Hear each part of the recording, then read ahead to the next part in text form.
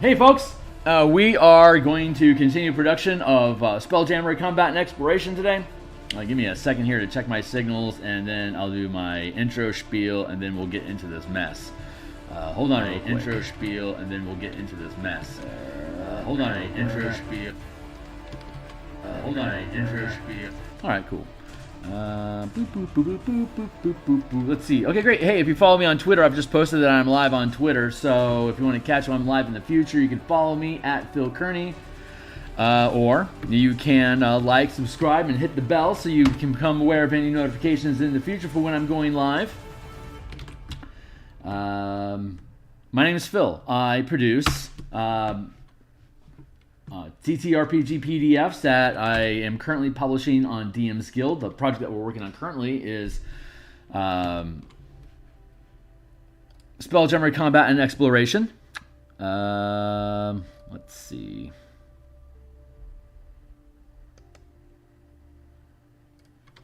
Here. String.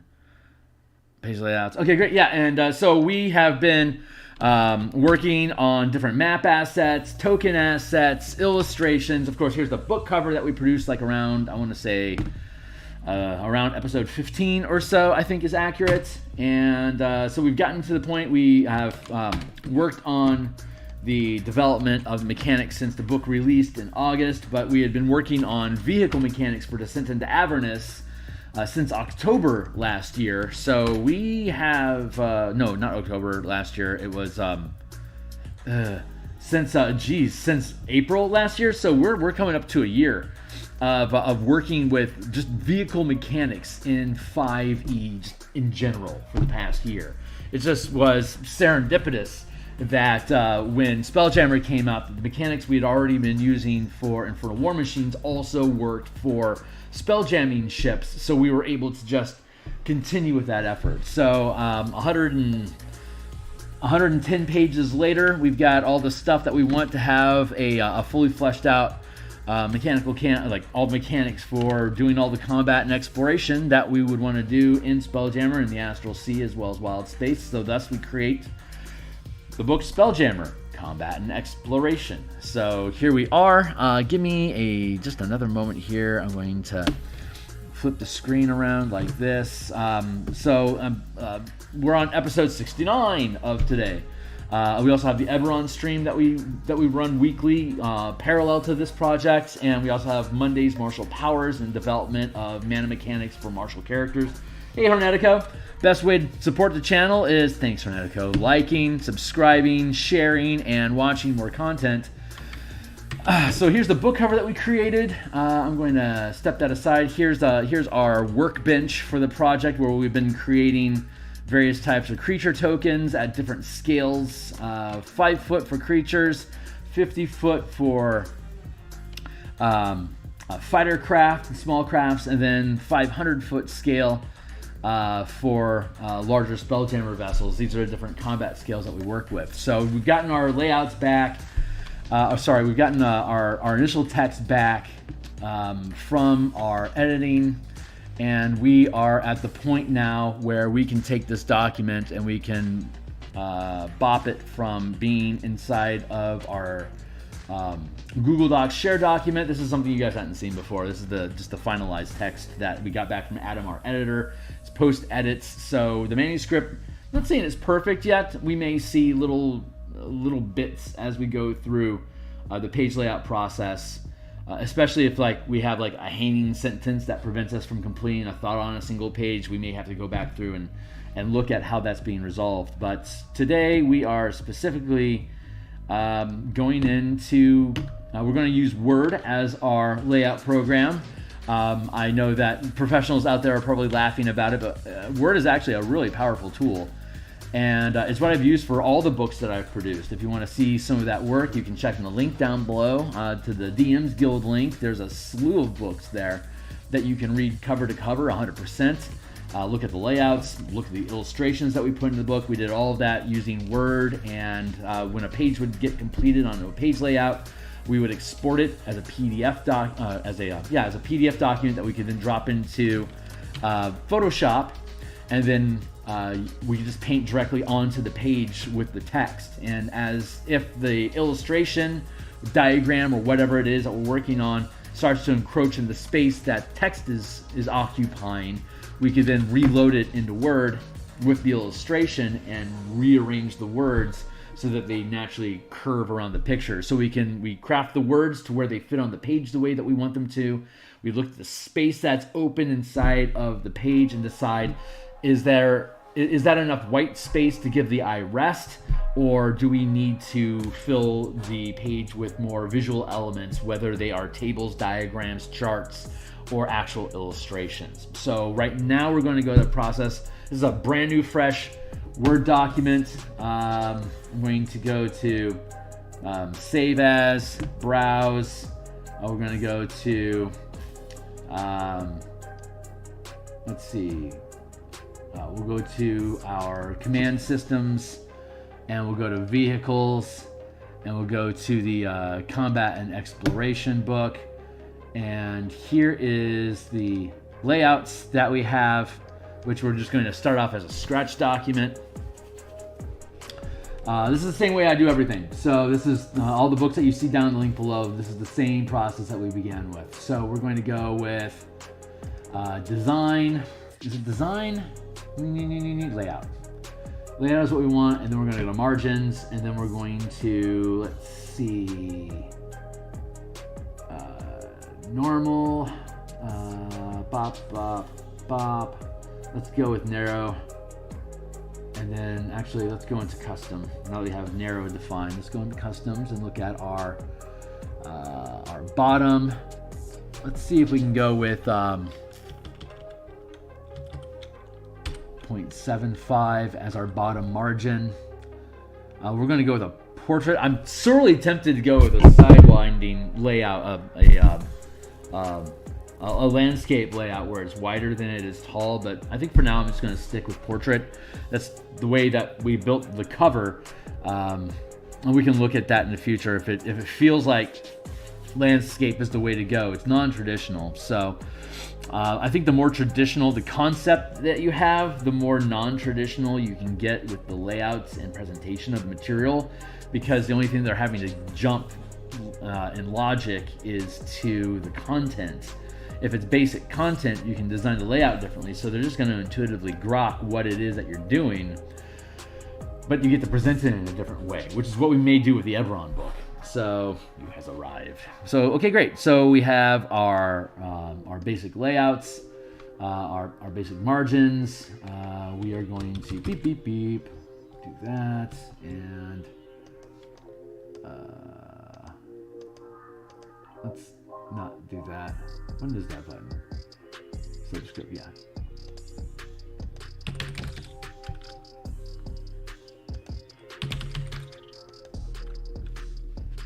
All right, let's get rid of that.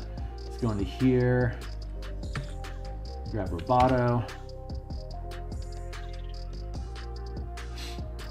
A lot of times I use 10. I'm not sure what the font size that we're going to use for the base text could either be 10 or 11. So, but this is the initial, this is all I really need to do for the initial setup. So SCE layouts 218, that's today. So now I'm going to grab this. You'll like this. This is cheeky. I just copy all and then I paste. And we'll finish with our swirling wheel, and then bam, here we go. And we have a what? Page 1 of 1. Waiting for the computer to catch up.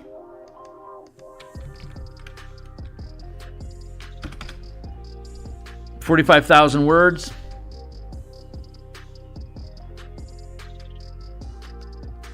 It should be like around 110 pages. It's not reading. Why is it saying page 1 of 1? Clearly not page 1 of 1. There we go. 104 pages here. So with the margins that we have, super raw document. So let's just pan out a bit. Actually, don't need this at all right now. So we're done with that piece. Now we're just sitting inside of Word. So we're going to, this is just ideation, looking at the text of stuff. None of the images that we have in here have survived the journey from the Google Doc. So I think what we're going to do is quickly traipse through and grab these image squares and go back over to here. Then punch this down to the end of the document and just go fetch some images. I do not need to explore, but I appreciate the offer. So here's the Light of Xeraxis adventure. We're going from the backward forward. I'm just going to copy that, get rid of that. Why do you not? I'm going to... Oh yeah, that's right. It doesn't directly pick up. I need to build an object to put these things inside of. So let's do this. The Imperial Citadel map, the underside.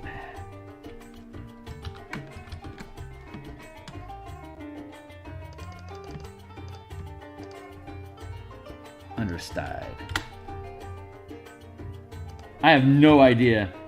Imperial Citadel map. I have absolutely no idea how interesting this is going to be for anybody that's tagging along, but this is how we build stuff. So, in the Light of Xeraxis adventure, the final battle, working our way backwards, forwards, we have the final boss fight, which is each one of these little squares are 500 feet. The large squares is 1 mile apiece.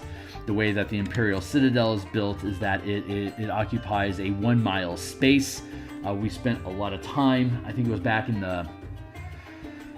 Was it back in the 40s that we built out the top side and the underbelly of the Citadel of Light so that we could conduct squadron combat against the little individual squadrons of Star Moth ships defending the Citadel versus the coalition armada that we created as a fleet using the different like the Aarakocra, the Artox, the Kreen, the Hadozi, etc., etc. Something like that. So yeah, I won't be able to pull the. It looks like I won't be able to pull the illustrations directly, but I do need to flip through here to find where the next one is. That is the Wild Space Xeraxis system map. So I'm just going to leave those squares as is, and when we come back through here later on, we'll have the labels in place to know what it is that we are looking for. So we'll do the Imperial. No, we'll do the Xeraxis base map, which we have here, which we actually need to revise because they reduced the size of the crystal sphere or the system so that the edge of the system is only 1 day away from where the planet and Citadel, Imperial Citadel are, and each one of these squares is 100 million miles. So that means the 100 million mile mark is in this square, just 1 square over. So we will reduce the size of the system map, which we will do in a subsequent stream. I just want to make sure that I'm getting everything plotted in here correctly. Here's the map that we built for Doom Space, which is still super choppy. So let's go up here to the Doom Space.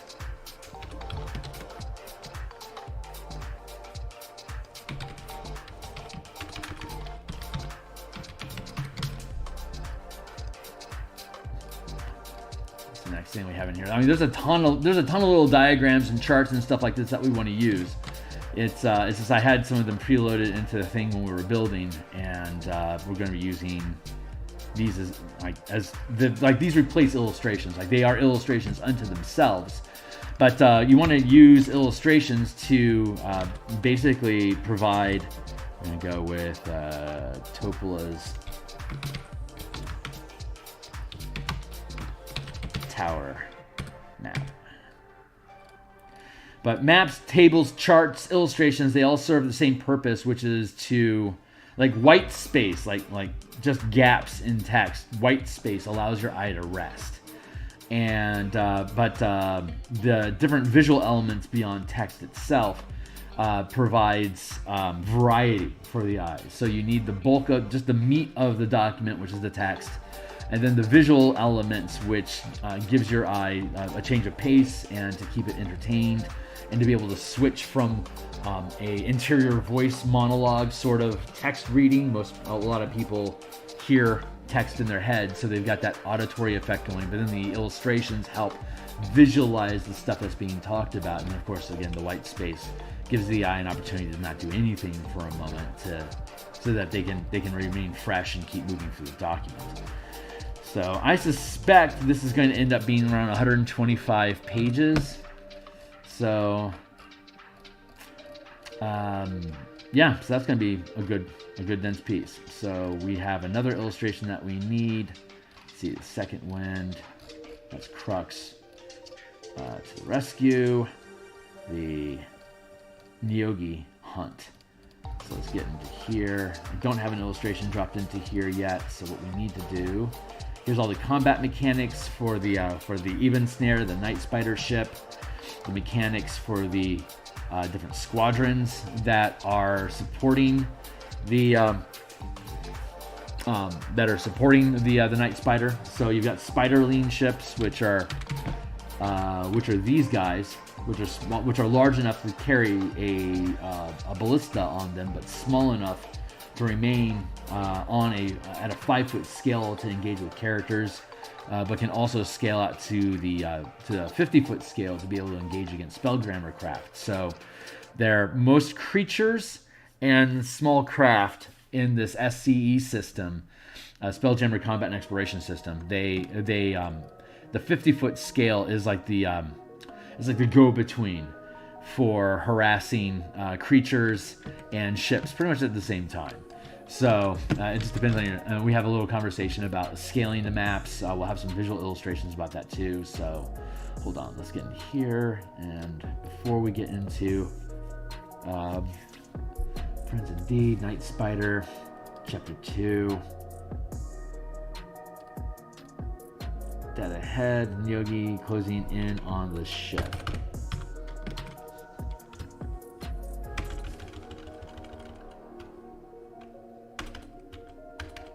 Let's go with Theurgy ambush map. That's what we want there. We have tokens for these ships already, so what I'm going to do here is I'm going to push this down to a separate page. Like, I'm going to give this like a good gap of space between the two. And I don't even know if these are like this looks sloppy, so this isn't the proper font size that we're working at right now. We'll probably want to reduce this down to like, what do we need to get us on one size? So 24. Maybe we want to do 25. Maybe we can do 26. Nope, 26 is too much. 25 is our maximum size. I think this is the longest chapter title that we have. So when I'm doing layouts, I'm looking at what is the largest size text that I want to represent to have on a single line. And in this instance, again, I think this is the largest title that we have, which means that the maximum size font that we're going to use inside of the document is going to be 25. So we're going to calibrate everything from there, like 25, 21, 17, 15, 13, 11.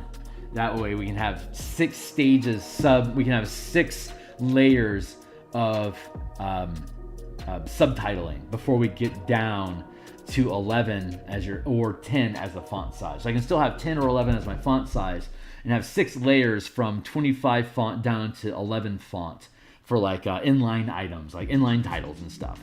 So, and we'll see that as we go along. But again, we're currently just going through a calibration process of seeing how things want to sit on the page so that we can start developing expectations here. This is going to be an example system map.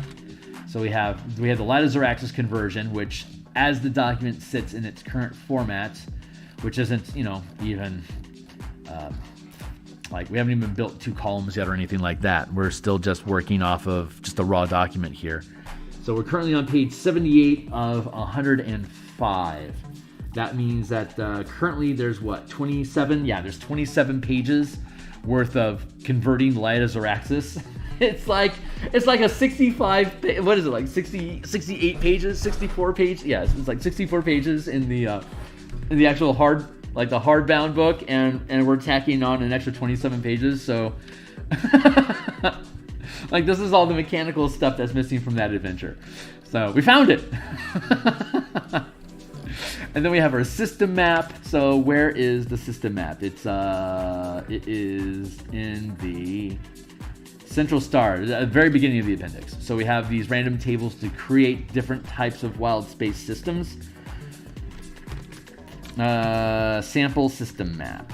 So this is sample system map. So a lot of the book talks about how to how to see, engage, track, and become aware of different objects in space, regardless if they're 5 feet or smaller, all the way up to hundreds of millions of miles in size, like a central star, for instance. We have a scaling system that lets us track all that, which we'll get into eventually.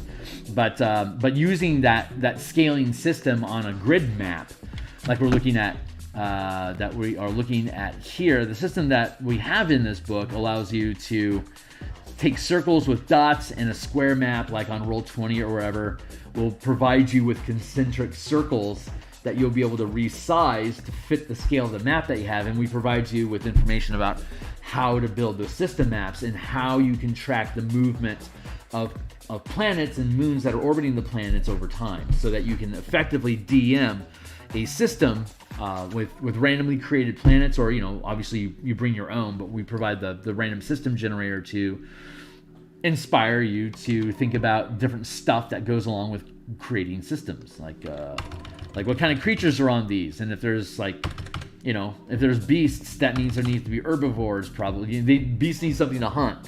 Easiest thing that we know about hunting is herbivores. So what is, how do you populate herbivores on different types of planets? So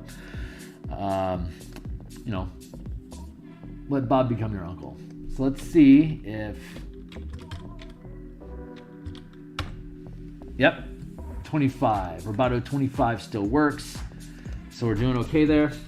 I've seen them for other games like Lancer, but not 5e. Random system generators are always super great. I think there's more than a few. I mean, I believe the Concordance of Space, I think that's what it was called in the original Spelljammer box set in 2nd edition. I think it had a random system generator. And I've seen a couple different offers on DMsGuild that I believe are translating those original maps.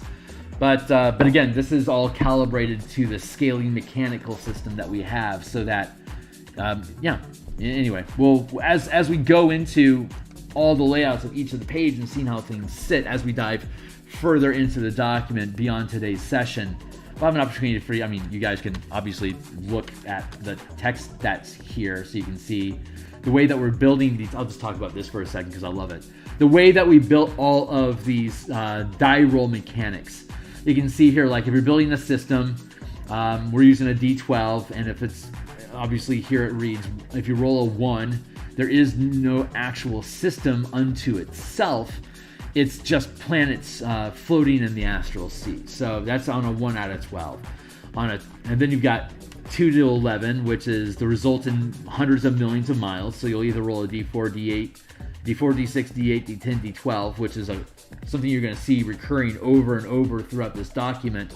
Those using the different polyhedral dice to create solutions, whether it's system maps like this, different ranks of crew that your characters can command, what kind of die roll they can add to your proficiency bonus when performing crew actions, like putting out fires, getting rid of infestations, modifying crew morale, as well as in combat modifying, using these scaling dice as a reload mechanic for siege weapons, which we will obviously is fully detailed here, and we'll be traipsing across those pages as we go through the design here as well. So we'll be getting into that message too, using the word as well over and over again.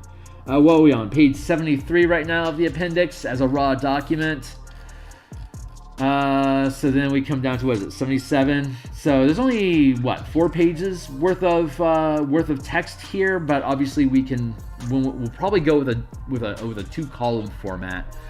And as we look at each table, if there are means for us to build little diagrams or like adjacent maps, we should be able to take like 1 column here and be able to have like this inhabited table, and then have space over here for some sort of a visual element, if that's appropriate. Like maybe the inhabited and world temperature map charts will be like side by side on the page, and like we could have like a quarter-page bottom strip of animals running around in a weird world or something. That's just going to be based on how the page lays out, what looks good visually, and what space is left over, pardon the pun, to then, again, fill in with an illustration if there's in a chart or a diagram or something that's going to fit the space properly. So, let's see. We're here. We're going to... That's a lot of gap.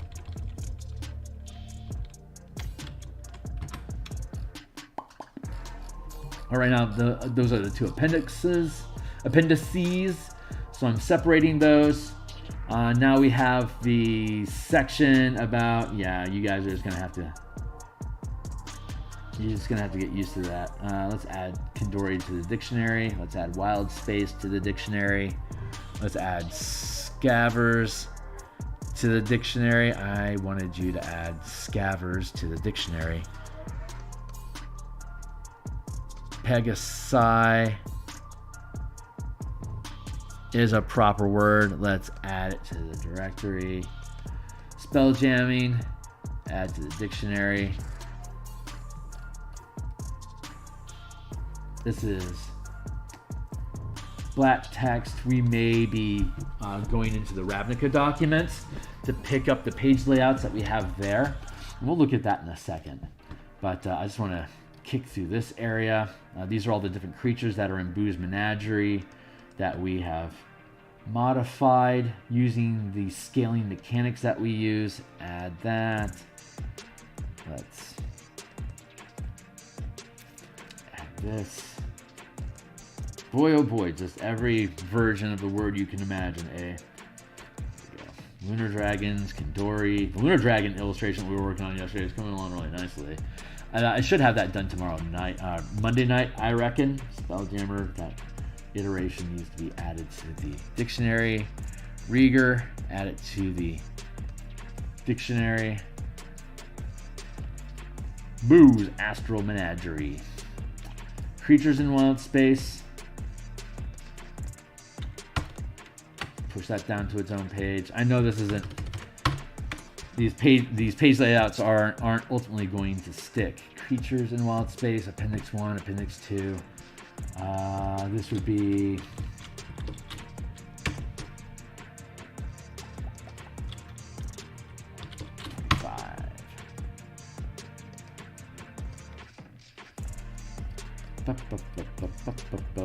these are different hazards, types of storms, wild storms you can run across, and then in astral space itself, a specific type of storm, which is astral doubt. When you fly through it, makes you lose concentration and lose focus on what your destination was, so it causes delay. It also forces a morale check amongst your team as they start to question their alliances aboard the craft as you're drifting through literally nothingness. Yeah, pirates needs to be added to the directory. Methods, add to dictionary. Autognomes, add to dictionary. These are creatures that can be hiding inside of a storm. Lancer. And here are good things about Lancer. People at least mention Lancer often, I guess, as a mecha game. Robotech from Rifts was a mecha-focused game, and I would say the largest complaint I had when I was playing, hold on, I'm going to select all on the document, and then we want to go to right click, we want to go to paragraph format. We don't want to add any space between paragraphs, so that's probably going to reduce this down to 103 pages from 108. push that down to its own page. Oh, I should have a timer going. I have an hour and 20 minutes, so I have 80 minutes right now for us just to be able to play around with this. This is just, again, our initial touch on the thing to look at what we got going on.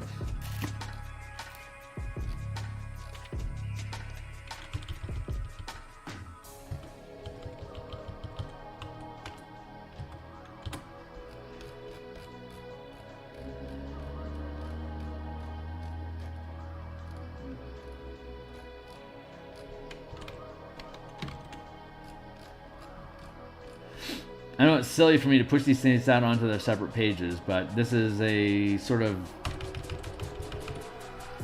This is me getting used to the document. I know I can do like a page break to automatically have set on its own page, but I don't want to do that yet. I don't want to start messing around with locking down different spacing. I am going to save, but I don't want to mess around with different formatting that, other than just raw text in here right now. If I need to do a page break later on, I can do it. But page breaks, messing around with too many page breaks just gets kind of sloppy in Word. So, and the reason I use Word, not only, I mean, I have a free license use for it, but beyond that, it's real. A lot of people do. Most people don't have an InDesign subscription or have Affinity, or want to learn how to do JavaScript for like GM Binder or whatever. This is just a very basic word processing program that's perfectly capable of producing PDFs. So, ship hazards, like we were flipping through here, fouled air and fires, talking about the mechanics on how quickly air envelopes can get sullied. This is separate from just the general air mechanics, like when you have ships with like fouled versus deadly air. How do those ships interact with the size of one ship compared to another? The amount of time that it takes to blend air envelopes between the two ships.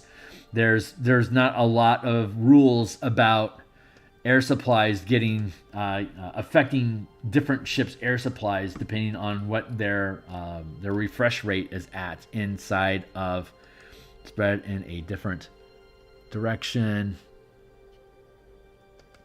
comma, if possible, comma, thank you. 500-foot space. So we got some little mingy bits here that we're fixing. But yeah, all like in-depth mechanics about like how air supplies are affected, since it's obviously important because you can die from it.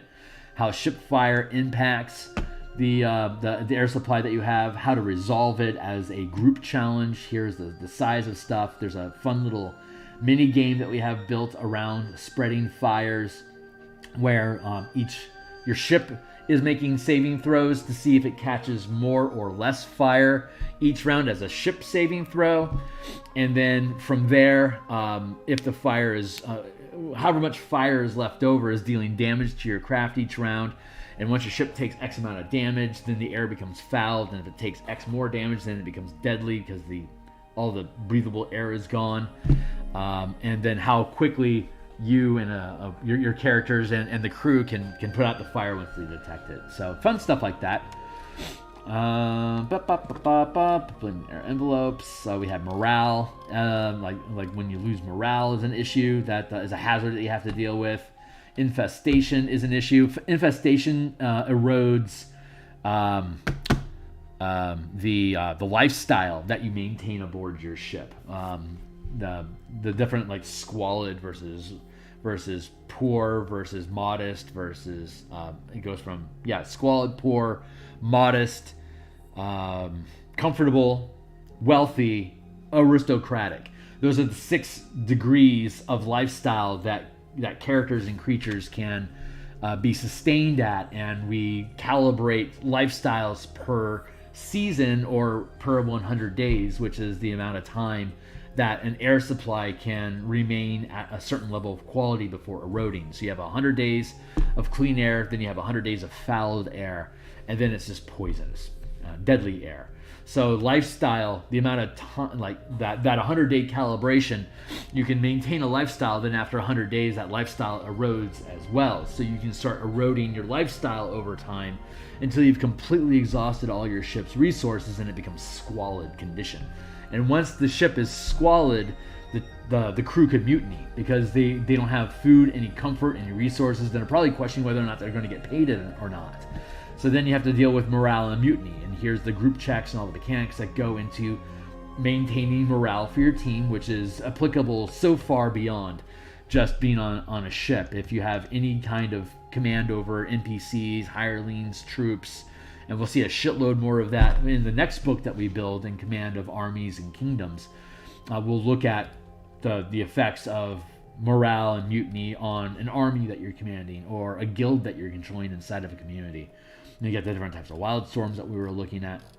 So hazards, that's hazards. That is its own section as well, which we'll break off into a separate page. The font size of 25 as well. Let's go to here. 25. Drop that down to its own page. What are we talking about here? Gravity fields, spherical gravity. Oh, here's a picture. Moons. Let's go look at our moons.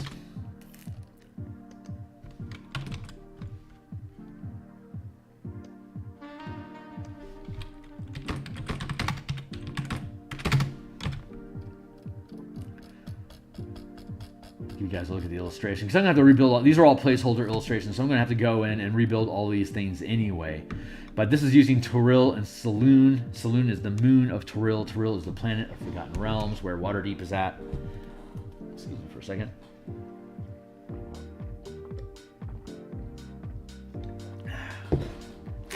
So Saloon's 183,000 miles away from Toril. And in these systems, the central star or planet is always in a single square. And that kind of sets the scale for what the map is. 183,000 miles away. That's going to round up to 200,000 miles or less, which is 50,000 miles per square.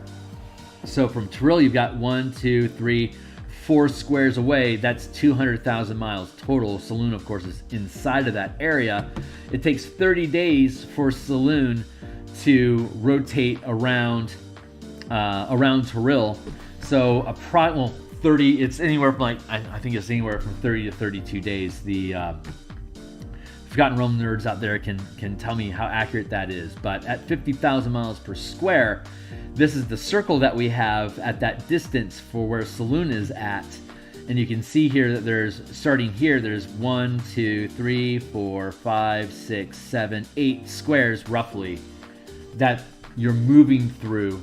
And so if Saloon is able to move 50,000 miles per day or move from one square to the next over the course of 32 days, Saloon is going to do a full orbit around Toril. And since many of these squares are like just barely hanging out in that square, if you, as a DM, sometimes it's 8, sometimes it's 7, you can move 1 or 2 squares as your 50,000 mile movement that day to continue pushing Saloon around the circle. That's 1 square, 2, 3, 4, 5, 6, 7, 8. So you can just look at how long has it been. It's been a week. So, okay, great. 1, 2, 3, 4, 5, 6 or 7, somewhere like 7 days. It'd probably be like around here or here. So that's where you would drop it.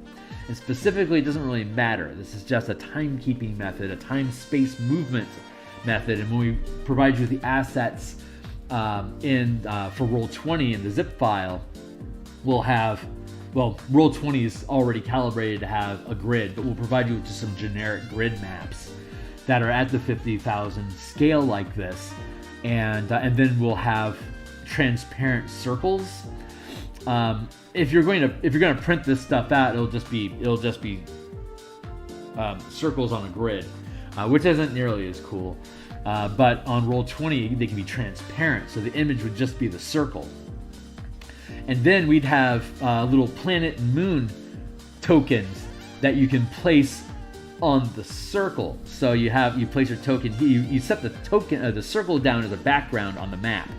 So you get your Roll20, and I'll actually build this out, and we'll spend a session on building these things. But you've got your generic grid for your tabletop environment. You go to your map layer, you put your space map on the map layer, And then above that, you put a transparent square that has a drawing of a circle in it so that you get this trajectory path. And then you can resize the circle of the orbit to be however far away it is that you need it to be from the planet.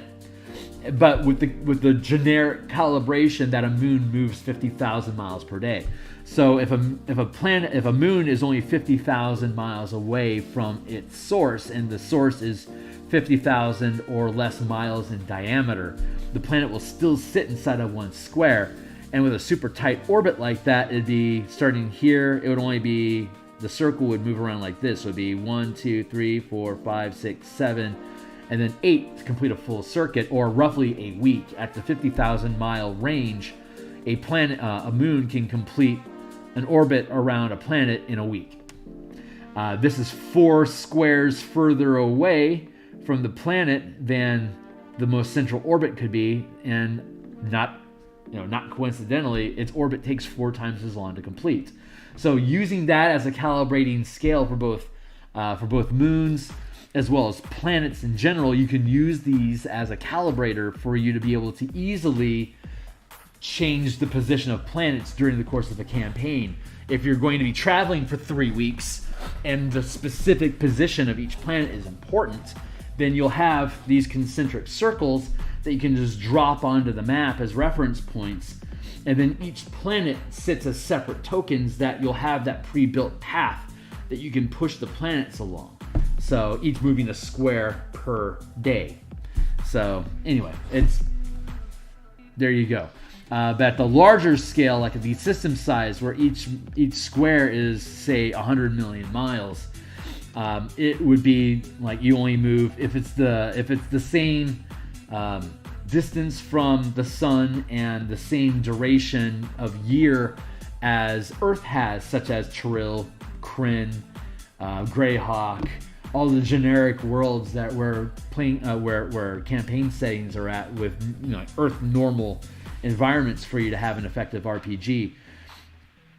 It's basically every season they move a quarter of their way around the map, and that basically translates down to 20 squares for a full rotation, which is a planet moves from one square to the next at 100 million miles roughly every 20 days.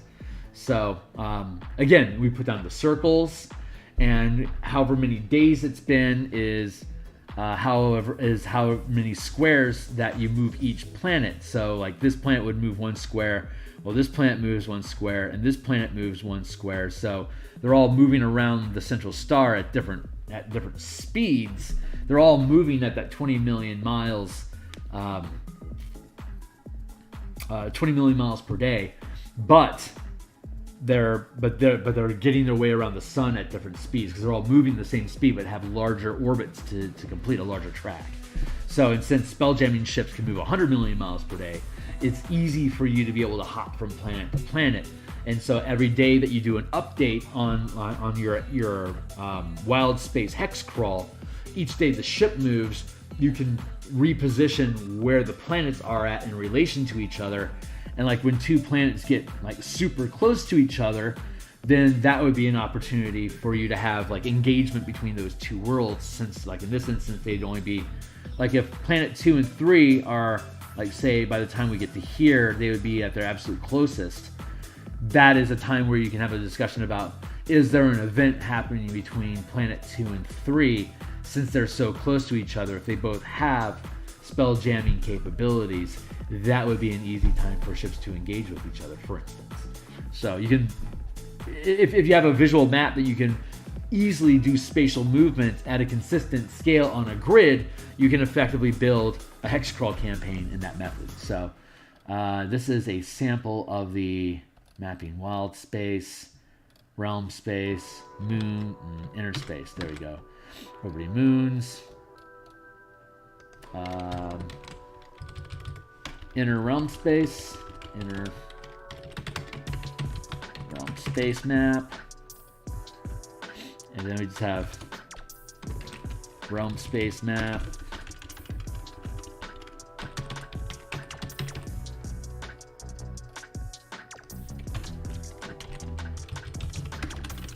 and for comparison we have the Xerxes space map.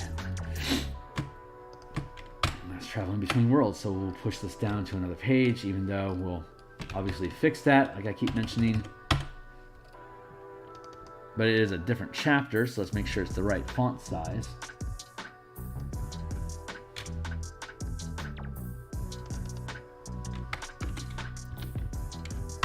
There, traveling between worlds.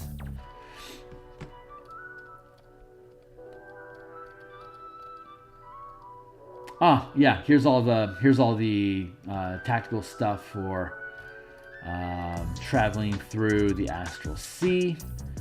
Time, distance, tracking objects that you're familiar with through the astral, accessing worlds through color pools, or just entering directly in from the astral into wild space. The distance from your destination that you'll appear upon exiting astral into wild space. Just like super common sense, basic mechanic stuff that is nice that the DM doesn't have to actually think about. Like the rules that are in Spelljammer's Adventure in Space from Wizard of the Coast leans so heavily on the DM making these decisions that the DM has to make dozens of decisions that they don't want to have to make. Like they have to build this internal consistency among all the systems and stars, and if they're just ad hocing it, you can have a you can break disbelief because the DM doesn't really know what he's offering because he hasn't spent the weeks or months letting this stuff sit on his plate and consider the distancing, the timing, and all the things that go into it. We did all of that, so you can use the mechanical systems and timing stuff that we provide for you here, so the DM doesn't have to think about this stuff anymore. It just use the system, and it all falls onto the map, and it all calibrates in time properly. So that's what we're trying to offer to people. Void tracking, we're obviously working backwards, but this is looking at the different visibility size of objects in space. Like if we're looking at a 5-foot scale up to 100 million miles or more, 100 billion miles. No, wait, that's 100 miles, 1,000, 10,000, 100 million miles, 100,000 miles, stuff like that. Like if we're looking at a 500-foot vessel, which is like a hammerhead ship, spotting it with an orrery beyond 100,000 miles. Like if it's 100,000 miles or less, you've got a DC of 22 to be able to spot it offhand while you're using a wild space orrery, which works kind of like a wild space sonar to be able to detect objects in space. So here's the mechanics behind that sort of stuff. Map scaling exploration. This is where we're at.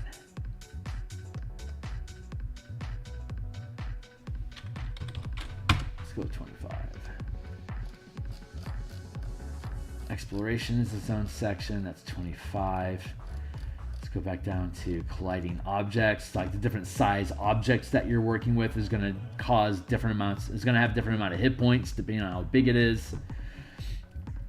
Hollow objects describing, say, ships, small scale objects, and creatures in general. Like a 50-foot scale creature is going to have, say, on average 100 hit points. So, but like a 5-foot scale creature, like say a person, might have on average 10 hit points. It's a little bit more than a commoner, a little less than an expert, roughly about 10 hit points for a creature at 5-foot scale. So this is like roughly calibrating how many hit points in comparison there is. Like hit points of solid objects versus creatures that we're looking at the differences here. There's different types of materials, whether it's like light wood and ceramics, and a whole block of wood might only have 1,000 hit points, while like a 5-foot block of adamantine or mithril would have 3,000 hit points, indicating like the density and how difficult it is to carve these things up. And then it just continues to scale up to the ridiculous sizes from there. But I wanted to scroll back down here to make sure we're looking at the right font sizes. Traveling the Astral Sea, that's less than a 25. Get back down to traveling between worlds. That should not be a 25 font. That should be more like maybe a 19, 21 perhaps. Let's try 21 for now.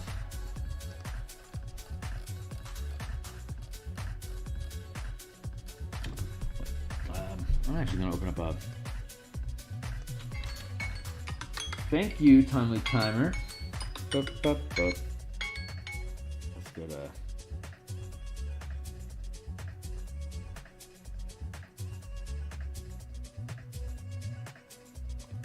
timer.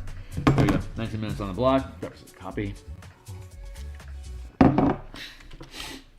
So we're doing section header. It's 25 and 21. Let's go with chapter header. And then section header 17, 15, 13, 11, 1, 2, 3, 4, 5, 6 scales. Inline and normal text. Section header, subsection header, topic,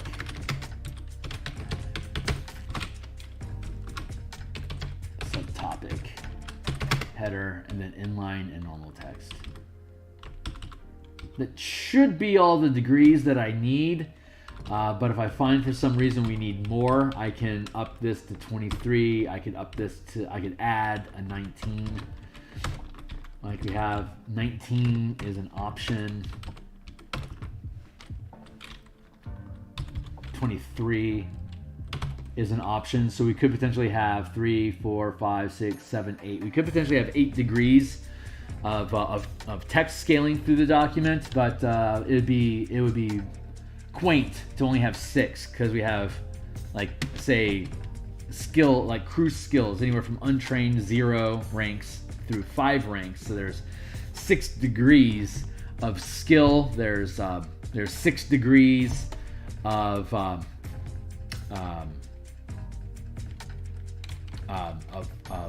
like, say, lifestyles. There's 6 keep showing up over and over again. So, well, I wouldn't say over and over and over again, but it is a recurring pattern that you're going to see throughout the document. So that's a decent place to have. Let's see, collecting objects, and then where's the next map that we have?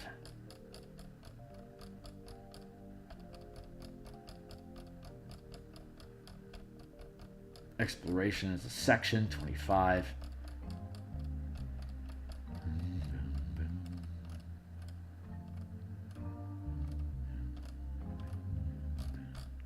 Spellcasting is a subsection, but all the mechanics for amplifying spells at the 50 and 500 foot scale, how to calibrate damage with these things, how to prevent damage from overwhelming your game off of ships, and all the unique, unusual spells that aren't just intuitive with the basic mechanics we have about amplification. Here's a shitload of spells by level throughout all the different books that are modified by what we're doing, so that you have basic ground rules on how to make rulings as a DM on how amplifying a spell would affect the environment around it, by providing you with like 38 different examples at different levels and different scales of how these ships interact.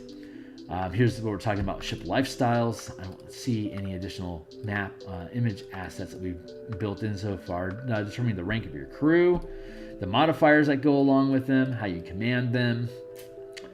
We're looking at squadrons here and how to build ship squadrons, the default properties that the squadrons have. Some examples of small ships that can be organized into squadrons, like arrows and skiffs, versus flitters and spiderlings occupying larger spaces. Different types of weapons, mounted melee range, ranged weapons, siege weapons, siege ranged and melee weapons, the different modifiers, range, attack, damage, and special effects. You got grappling weapons and grappling with ships and creatures. ram attacks, the effects of different ramming, the different actions you can take of ramming, scuttling, grappling. As ship combat, what does critical hits mean, mounted versus siege weapons, the space and weight they occupy on your ship's cargo.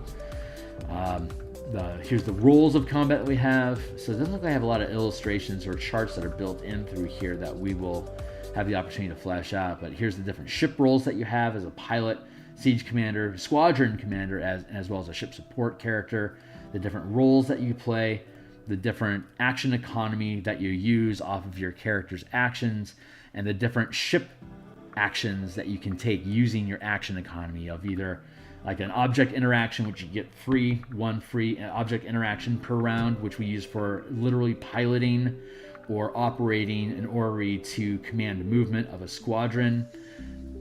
Then there's verbal commands, which aren't used for anything other than establishing that you are taking command of a siege crew or a squadron for the round. Then you have the actual action economy, which breaks down into, like, say, your iterative attacks as individual attack actions, which the pilot can make melee ship attacks, versus a siege commander, which can make ranged siege weapon attacks, as well as use the reload property. And while a squadron commander does commands the attack, multiple ships to attack, similar how you would have you would command siege weapons to attack, just at a much larger scale. You get your bonus actions, how those break down, as well as what reactions you can take in each role. So it's the exact same action economy that your character is using at the 5-foot scale, except that depending on what kind of ships and creatures that you're encountering in space, your actions using these commands scale up to the 50 or 500-foot scale to be able to engage using your ship as though it were, like, say,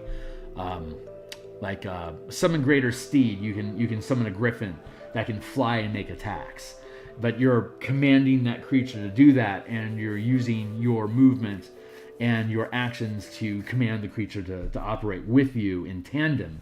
The ship does the same way. It's just that everyone is riding the same mount, and everyone is able to contribute actions towards what it does. So it becomes an actual group combat sort of thing. But this talks about resolving actions as like group combat versus individual initiative, and the things that we had noticed in playtesting that differentiated between the two to think about. So so here's mechanics on how to do these, and here's how to actually use those different abilities together in conjunction with, like, say, stabbing something with a sword or shooting them with a crossbow when they try to get on your ship. So all that stuff working together. How do you prevent siege weapons from just destroying a third CR, like a 2 CR ogre, for instance, that's attacking you? It's like there's rules and stipulations that limit what kind of weapons can engage with each other. Here's a map that we needed to find. Range of combat. So scroll up to the range of combat and drop in a note there. So this is what we're going to be working on. On top of the ship token, the creature tokens, and finishing the last combat map that we need for Lattice Araxis down below, we'll also start organizing squadrons. Oh yeah.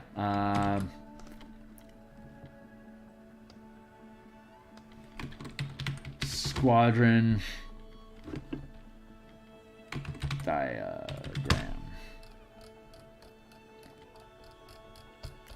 We can, create little sketches of trebuchets and mangonels and cannons and ballistas and the different types of rams that fit onto ships, and the stuff that they do. Fun stuff like that. Scroll up here to the... We'll have to build out, like, proper tables and charts for stuff.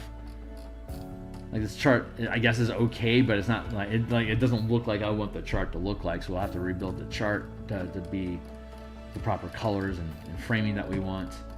We'll probably hold on.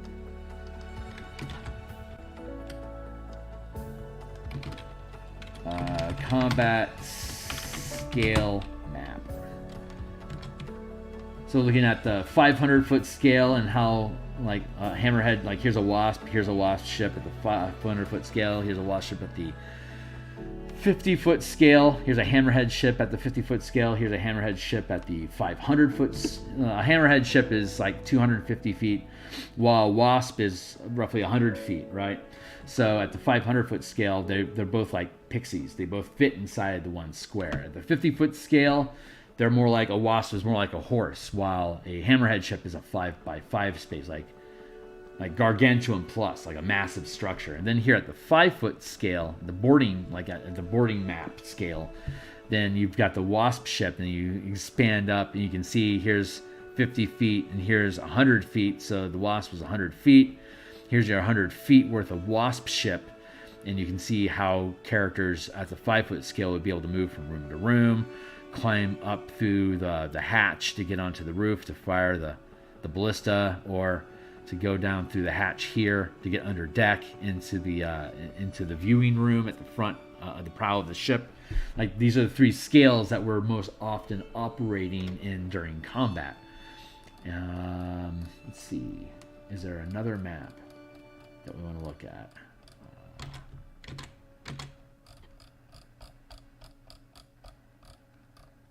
And this is the craft.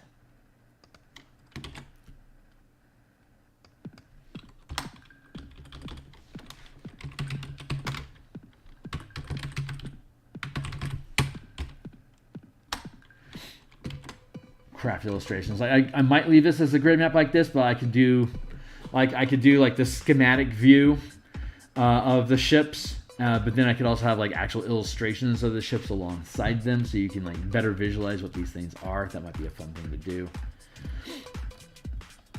Here's the chart of the different ships that we have, the basic statistics of them. I have to build a chart out of this because it's still sloppy right now. Here's a breakdown of like different weights of ships, their carrying capacity, their towing max. It's like if you want to drag a ship, if you're grappling it, you can drag it as long as you have enough towing capacity to do so. The effects of towing on ship speeds, the weight and effect of different types of ship materials that are built, whether they're like light composite or heavy material, as in like crystal, metal, and stone versus like ceramic and like plant life or light wood, and then composite being a mix between metal and wood, or like bone, for instance, like composite materials, metal and wood together, ceramic and crystal together, and the effect that they have like on your armor class, because like material acts as like armor, so like it modifies how you're able to modify your armor class. Also provides you with some durability to shrug off small amounts of damage, as well as how it modifies the saving throws that you have on moving on your ships. So like heavy armor gives you more strength, like default strength and constitution bonuses, while a light material gives you a default for your dexterity, which is much higher than the dexterity and con, and you can see composite lies between the two. So you basically are building out like default response, like reactions and durability, as well as hit point capacity and armor class. Talking about armor, air envelopes here. What is that a table of? Oh yeah, scaling. Let's put that in.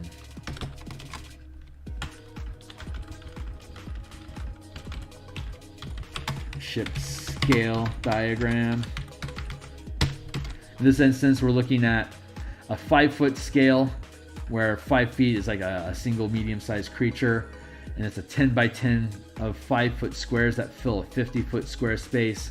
A Star Moth ship is a 200-foot long vessel, so it has 1, 2, 3, 4 50-foot squares, but all a 10 by 10 square at the 50-foot scale sits inside of a single 500-foot square, which we can see over here indicated by this sloppy number 3. No, those aren't properly calibrated. I need to change this map. I also want to change the setup of this. Instead of using a Star Moth, I want to use a Nyogi Night Spider along with 50-foot spiderlings, and then have 5-foot creatures. So you can see the scale comparison between like the Night Spider ship versus like a spiderling, which would be like roughly like this big. It's like 40 feet, so it's like 8 squares at the 5-foot scale, so you can see how all these things sit next to each other in comparison to a 5-foot size creature. So it's got that, again, it's got that scaling system. Here's equipment that you use to make all this stuff work. Message amplifiers to communicate between different ships in the squadron. An orrery station, which allows you to mount your orrery, your wild space orrery to gain Spelljammer awareness like a pilot would have on a Spelljamming helm. Hooded lantern for flicking signals using Zik Light. Zik Light is D&D's Morse code, which you can either tap out with not, with tapping things, or you can flash patterns of light. You could use a minor illusion or dancing lights, any number of visual illusion spells, or even produce flame as a cantrip. You can trigger to make these little light flares or visual effects that could then be translated into this Morse code Zik Light system that you can use to convey information as an object interaction over vast distances between different ships or creatures that you're trying to communicate with. But they're like 10 miles away, so you can't have a conversation with them verbally. Well, if you're integrating the use of Zik Light, which was first brought up in the what was that? The D&D Beyond expansion thing that they had. I think it was in the Spelljammer Academy. They talk about Zik Light, I believe. So yeah, it has that Morse code system, which we can make good use of in communicating what we're trying to do between enemies and allies in the battlefield at these massive scales. Message amplifier, which is basically the message spell that you can maintain concentration on while you are operating an orrery station aboard a ship. You can amplify your communication back and forth. Instead of using Zik Light over like 100 or 1,000 miles, you could use a message amplifier, say like within a mile, so you can just have verbal communication with a fleet that you're operating inside of at close scale with. Hooded lantern, of course, we just talked about that, is using Zik Light. Fargabs from Dragonlance we have in here. Those are also machines that you can use to communicate over the distance of space. Astral spyglasses increases your visibility scale. The costs and the rarity of the equipment that we're using, and of course the different types of spelljamming helms that we have for the different scale of vehicles that we're using. And that brings us to the front end of the book. So introduction, that should be a 25 font scale. So we can move our way to the front of it. Yeah, I don't think I need that for...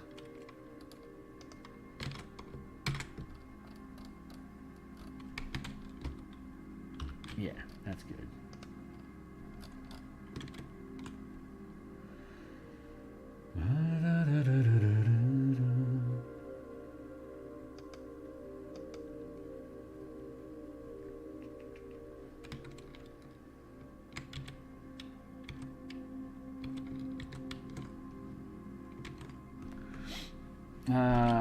Ship diagram. Save. So let's go up here to the front. Again, we're just still working through ideation right now and just familiarizing ourselves with the document. That's already a 25-point font. That's fantastic. Cover page, TOC. So we can push this down or the front end of the document.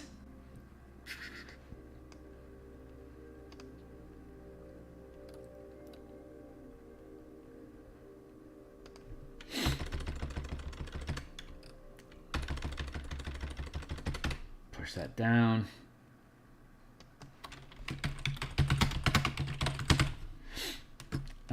Let's see, table of content.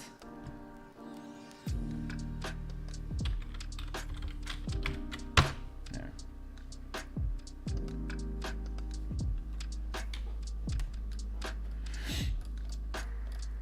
I'll figure out how we want to parse that out. Like we can fit all this on a single page by dropping all of this down.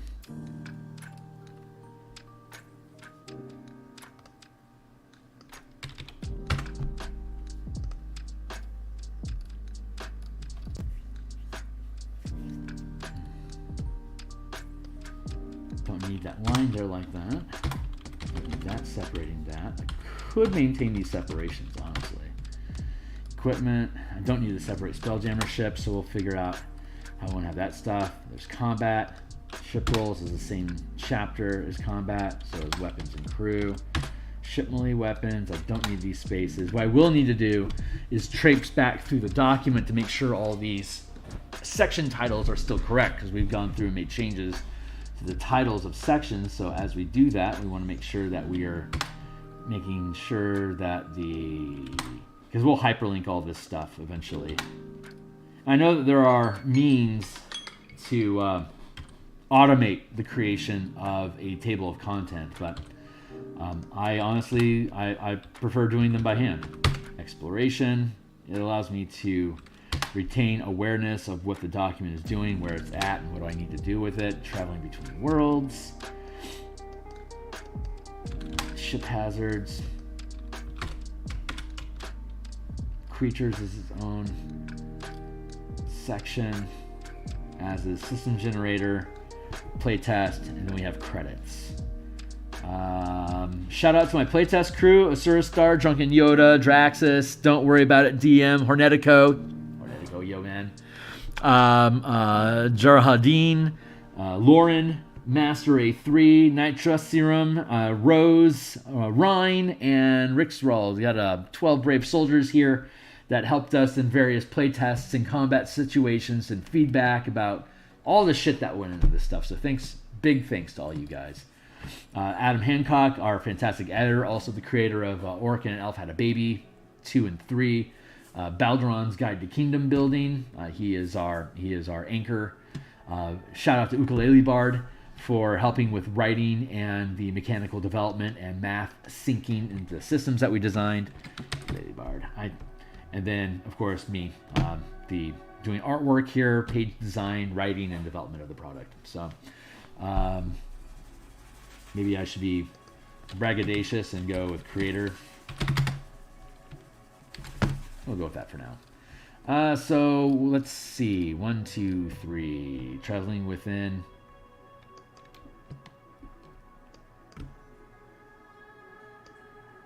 I don't think that's not. So what I'm going to do. Super boring stuff, guys. Apologies there. But we are going through the document to make sure that all of these section titles are aligning on the table of content with the document that we're going through. And then we're probably going to go with a 3-column format on this page specifically, because it's just a table of contents. So I can do 1, 2, 3 columns, have table of contents at the top of the page, and then have credits at the bottom of the page that should pan out. And I can just make this one page sit with those 3 columns, and then we can break out the rest of the document to sit inside of 2 columns. And then I'll show you guys how we break this thing into separate section headers, and how we use objects in Word to pull the text around to different positions that we want them in. So we're going to be balancing our time in our production streams for Spelljammer moving forward. We're going to be dividing our time between token production, map production, page layout, and then visual assets from there. Like, again, more illustrations, diagrams, charts, page layouts, coloring, background, like the background image, and the watermarking that we'll do behind the page for the page texture, as well as the dressing for like the different filigree that'll be in the borders of the page. And then we have the bottom well margin here that will put our page number, and then we'll build some sort of fancy filigree down here, as well as a separate element that we'll be able to integrate into the page.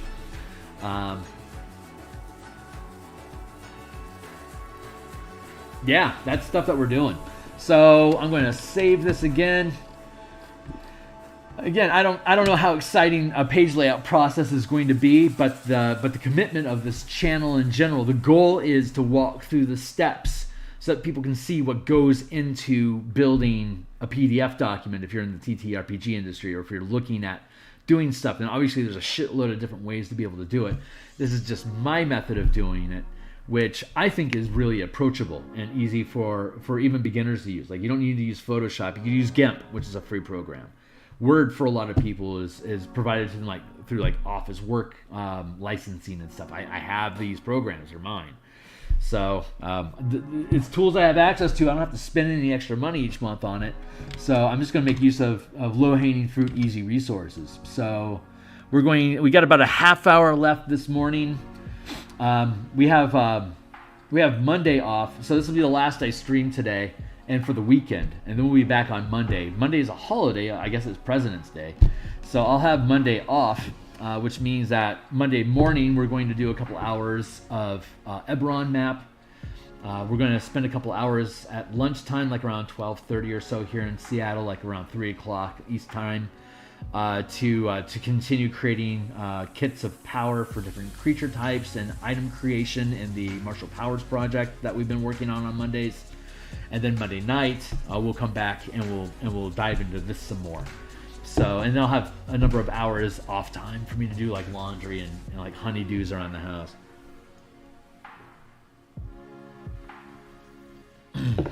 But we should have a good 6 or 8 hours of production between the different things that we've been building on Mondays. So definitely like and subscribe, hit the bell, keep track of where we're at with going on and stuff, and you're most welcome to come along on the journey. Drop comments, keep me company while we do this stuff. But once we go through the paces and build all that stuff, I don't know if we're going to do this entire document, all the page layout here on screen, just like we don't necessarily do all of the pixels pushing that we do for a map on stream. Hopefully I'll just be able to pull out different points of interest. So, but yeah, right now we are just going through the process of different section titles. So, table of content, introduction, Spelljammer equipment, and ships. We got equipment, and then spelljamming helms. I don't think I want to make different font sizes here. I think I want to have all of these be 11 point fonts so they can all fit on the page together. Oh, that's the wrong document. I need to make sure I'm working. In the right document.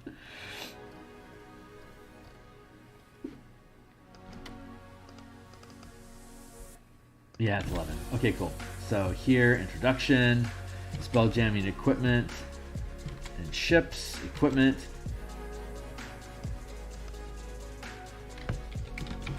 Spell jamming helms. Oh, we talk about attunement, focus, and concentration. That's an important mechanic that we'll talk about later when we get into it.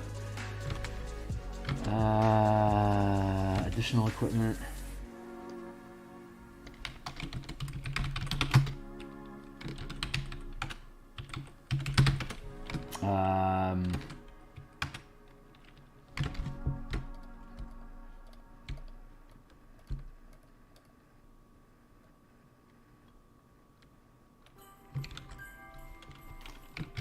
New feet. New language. New feet.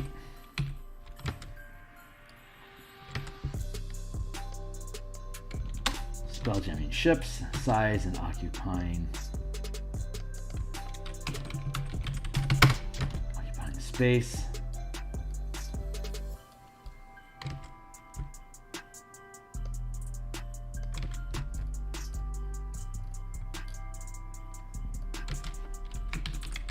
Yeah, gravity planes, air envelopes.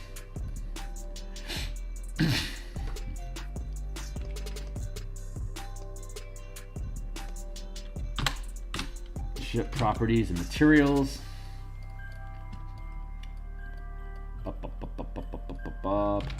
Pre-generated ships. Making repairs.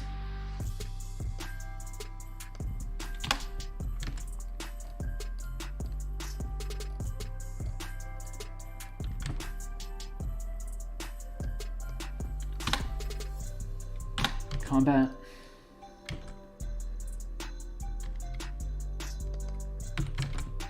Maps and movement. Range of combat.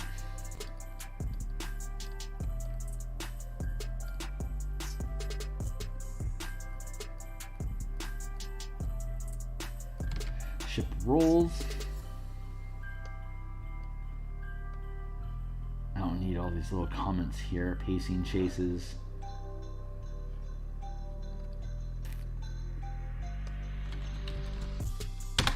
Ship rolls. Pilot commander. Squadron commander. So, maybe I do need it. We'll see. We'll see how much space this occupies and see how far down the rabbit hole of each topic we'll go.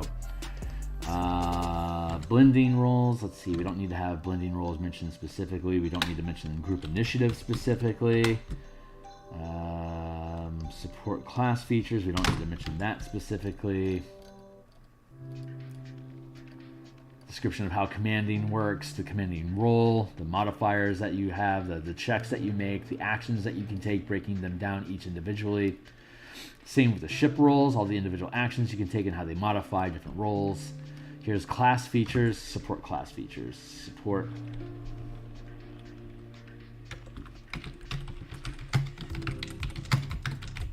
Support class features. These are different class features that exist inside the game already that can modify different types of checks and rolls that you're making. So as a support character, you can make use of these different things to modify different roles. Blending roles and scale of combat. Group initiative, weapons and crew. Targeting. Ship melee weapons. We'll go with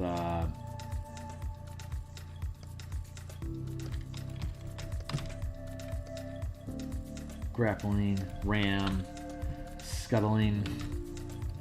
Then we should have a list of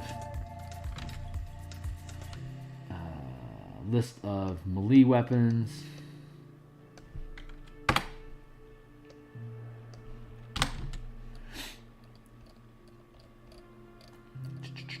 Again, this book will be 100% preview when it's published on the DMsGuild, so you'll be able to read the whole thing cover to cover, but all the tokens and all the assets, of course, will be in the zip file for people that purchase it. So you can check out the other work that I have on the DMsGuild and the link down below to see the kind of illustrations and the kind of layout work that I've done in previous works, and that continues to evolve as time goes on and become better and better.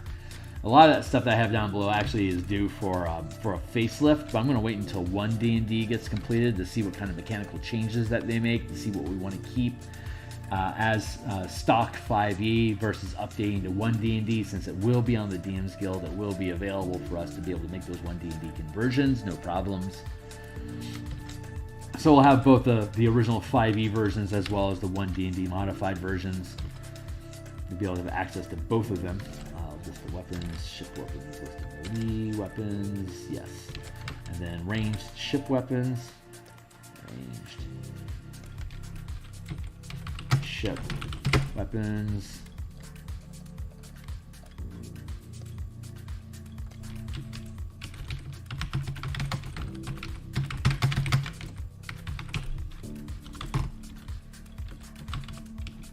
I bet these are all supposed to be capitalized. We'll get to it.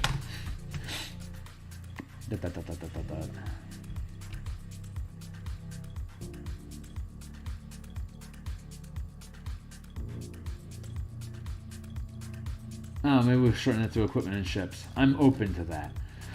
Where are we at? We are at ranged siege weapons. Thank you. Siege crews.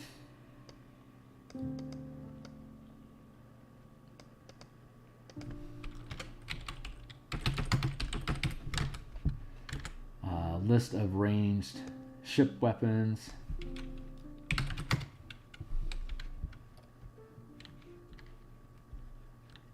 Ship melee weapons, range ship weapons.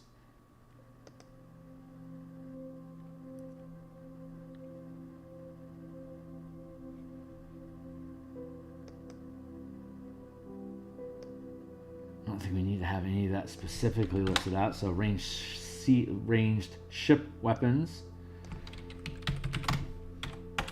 siege crews,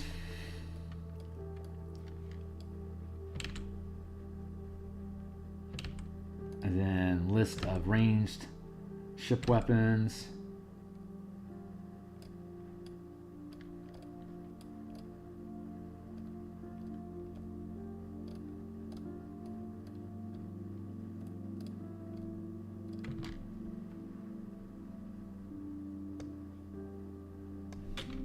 should lead into ship squadrons.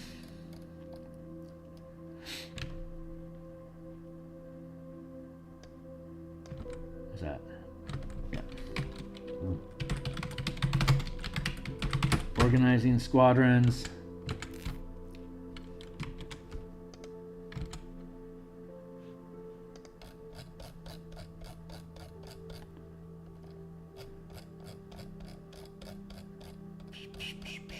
There.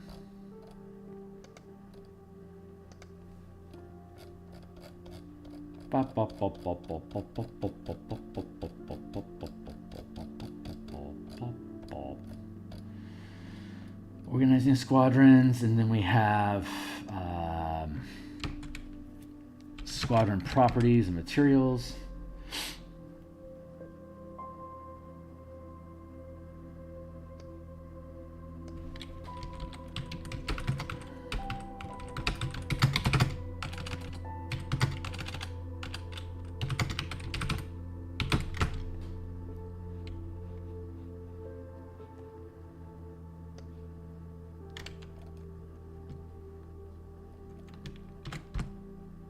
Probably actually move that here.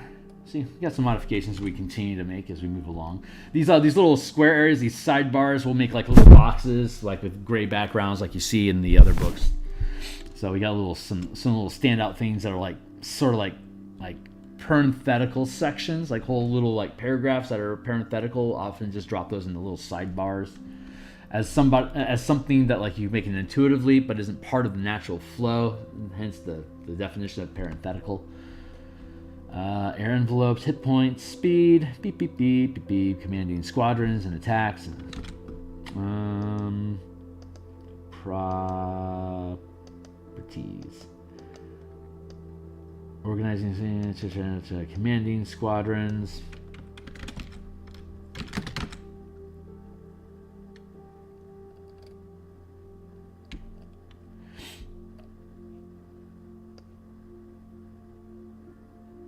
Do that.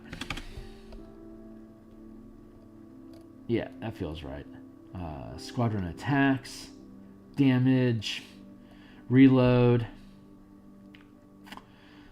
commanding multiple squadrons, squadron property, commanding squadrons. Multiple squadrons kind of falls into the same thing. Determining crew rank. There we go. Determining crew rank. And then what? Maintaining a lifestyle, ship lifestyle, ship lifestyles.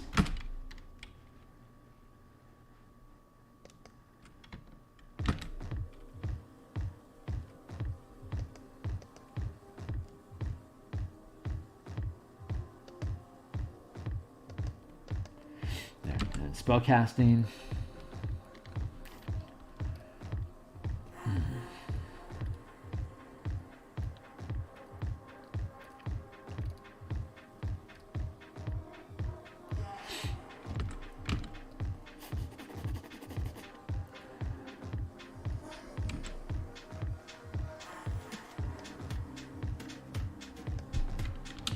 Spell amplifiers, modifying, amplified spells.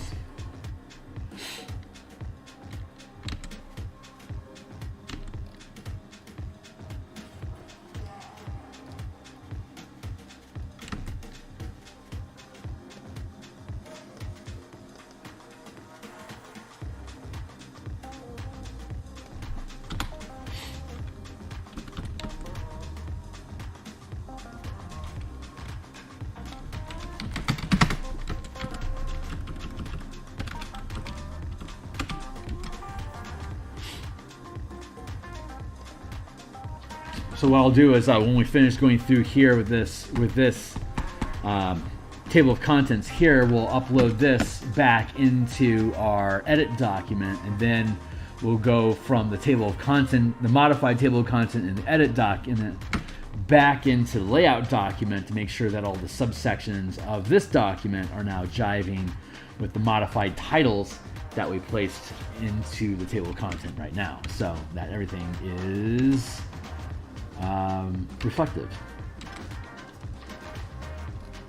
Now to the end of the list of notable spells, and then the exploration section, scaling distance in wild space, map scale in wild space, scaling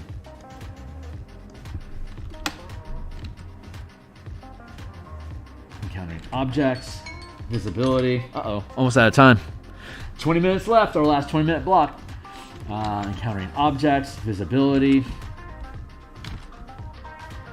orrery scans,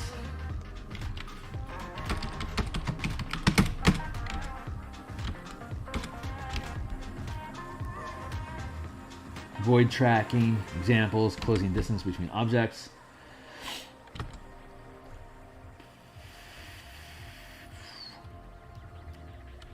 wild space predators and how they close distance, unnoticed objects,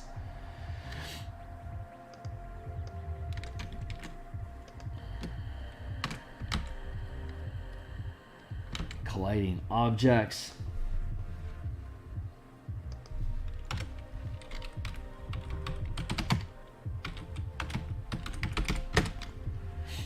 hold on real quick, flotsam,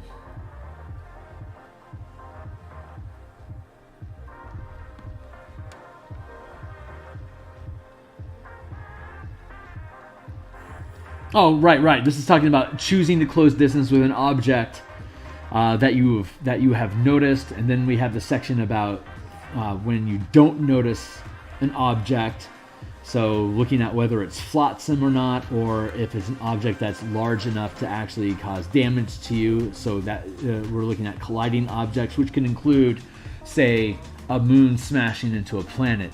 It's all because of the scale that we're dealing with. Object hit points, solid objects versus what we were talking about previously as hollow or creature hit point scaling.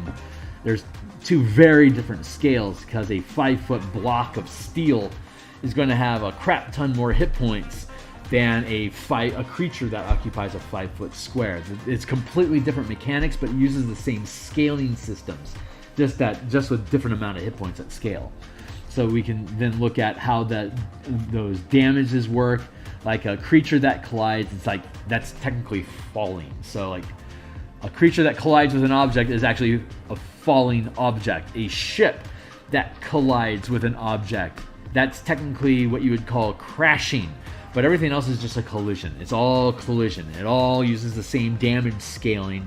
Like the maximum amount of damage that you can take by a creature that's falling is going to be 20d6 damage, and that's over the course of 200 feet of falling, which at the 50-foot scale is 4 squares. So if you're operating at a 50-foot scale and you have a 5-foot creature fall 4 squares, you know they're going to take roughly around 20d6 damage. Each 50-foot square equals 5d6 damage, which is a d6 every 10 feet. Extrapolate from there. If a small craft, like if a vessel such as a spell jamming ship, like a hammerhead ship, for instance, fits between 50 and 500 feet, so every 100 feet of movement that the hammerhead ship smashes into an asteroid, it's going to take d6 times 10 damage per 100 feet, up to a maximum of 20d6 times 100 damage. At 2,000 feet, which is at the 500-foot scale, 4 squares. And then it continues to curve out to asteroids, and then into planets and moons. It just keeps scaling up. 20d6 times 10,000 damage being taken by an object that's 10 to 100 miles in scale, which is like, for instance, I think Saloon is around 100 some odd miles, so something like that. So like if you want to smash a planet into a moon, this is the kind of damage scaling that we're looking at over the distance that they move. So and then we have traveling the astral sea, astral flight. I don't think I need a section on tactical movement, travel time. Travel time. astral tracking. I don't think I need a comment about color pools, but wild space, point of entry, traveling between worlds, mapping wild space.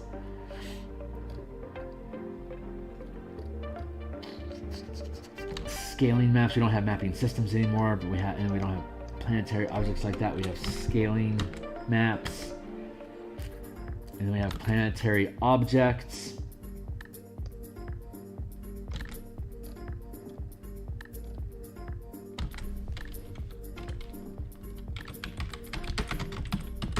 Objects. Hey, what's up, my dude?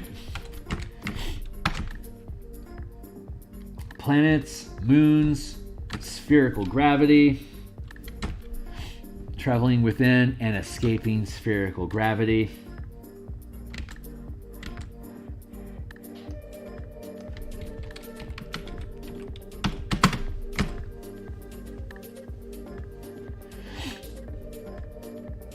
Gravity fields. Some interesting notes that we have in the document about traveling inside of an atmosphere. There's technically nothing that prevents you. The Spelljammer Adventures in Space has you basically moving 4 miles per hour while you're inside the atmosphere of a planet, which is ridiculously slow. Airships in Eberron can do 50 to 100 miles per hour. So why would spelljamming ships have to be limited to 4 miles per hour while within a gravity field of spherical gravity?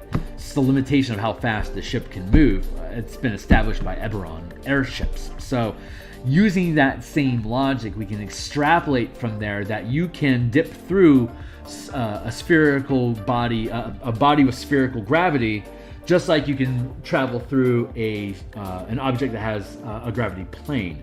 There is no need to change your scale of movement while you're doing so. It's just a matter of how much damage are you going to take if you're going 1,000 miles per round and you just ram into the side of a mountain. Well, we already looked up here at collisions. The answer is going to be a crap ton, so don't do that. So then you have the issue of, well, if I'm skimming along the surface of Toril and I'm trying to get from Am to Waterdeep, how long is that going to take me? Well, if you're moving 500 miles per round, it's only going to take you 3 rounds. But at 500 miles, if you take that 4th round, you've overshot Waterdeep by 450 some odd miles. So now you need to go back. So as you approach an object, your orrery scanner will be able to pop up different populations. So you can basically just pull up a map of Toril and drop it onto the table for your players to look at. It's like, this is what your map, this is what your orrery system is creating as a radar mapping system for you to look at. You can see there's mountains here, there's a forest here, there's a significant population center here, and that's only 400 miles away. So if I move 1,000 miles a square, I'm going to drastically outshoot that. So I can then scale down my movement. So instead of moving 1,000 miles this round, I can instead move 100 miles in the next minute. Since Waterdeep basically occupies a 10-mile square footprint, if we're moving 100 miles per minute, that means each round we're moving 10 miles. And with the visibility that we looked at up above, we know that we're going to be able to see that 10-mile footprint roughly 100 miles away. So at 100 miles per minute traversing the surface, we can go from 1,000 miles per round and then cut speed down to 100 miles per minute. So you can jump from Am to Cormyr in almost no time at all, just by going, just using your jamming speed to be able to launch up to that momentum. And then you scale back so that you're moving at a speed where you can see things approaching you at a decent range.